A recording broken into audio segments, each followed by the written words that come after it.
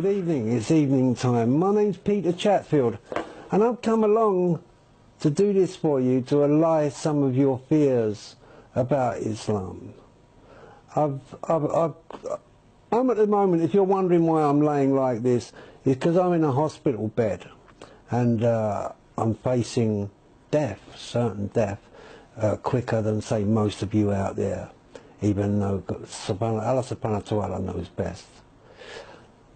I'd like to speak to people in general about Islam and what it is and what it is not. Because I know that today we are looked at like we are some kind of poison. The news that is reaching the average person out there is derogatory nonsense that doesn't portray or even come near Islam and what it is and what it is not. 15 years ago, I picked up a book called the Quran, and I opened it and I started to read it. What I realized was that the Quran was a way of life. And I opened this book, the Quran, and what I noticed that was different about the Quran is that it was a system for life. It actually works. As I read through, and I read the surahs, the meanings, and I got my head out of the red top syndrome, you know, the papers that you buy in this country. What I realized was Islam was a very beautiful religion, or system for life. And I prefer to call it a system for life.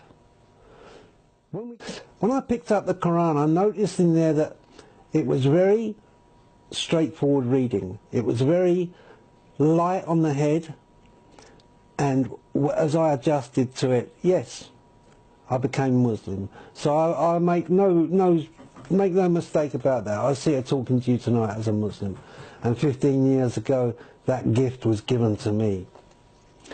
But I also realise a lot of people out there are waking up, and they're realising that Islam coming through the right mouths, through the good people, is a wonderful religion, full of honour, dignity.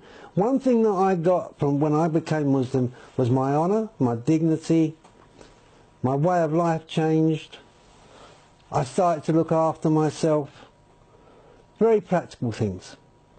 And that is how it reads, the Quran, a very practical book. There's no mystery about it. There's no burning bushes, there's nothing like that. We also believe in Jesus. A lot of you people out there don't know that we believe in Jesus as well. Time's getting on, as I said. You've been driven away from the truth. All of us have been driven away from the truth. By governments that look responsible, by people who think they know better, through false prophets coming up in front of us. Alcohol. Alcohol is killing many people every year.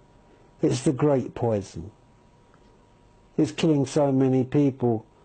It's over 1 million people a year are killed by alcohol and alcohol-related diseases. Islam offers another way. Islam offers another way. A way that we should have a good look at. And if you are fair in your judgment and you want a life that is complete, then come to Islam and have a look for yourself and see what's really going on. Find yourself a Quran. The Quran will tell you how to live. That's the difference. It will give you an idea how to live in peace and harmony and dignity. It does actually give a recipe for that in the Quran. The other books don't do that in such a formal way as the Quran. I'm soon to leave this earth, and I would like to leave behind something better. I hope you've enjoyed what I've said. Assalamu alaikum. Her brother Matt was a student at the University of North Dakota. In March, A house fire ended his life.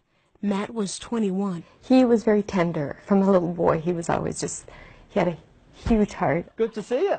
Same to see you, Doc. And Tom, he now lives with that same heart. You look awesome. I'm telling you, I feel awesome. When you get your license, you check that box, and you think it's just a small thing. At 16, Matt signed up to be an organ donor. There was no alternative for me except a transplant. Because of Tom's age and other health concerns, 5 different hospitals refused to consider him for a heart transplant.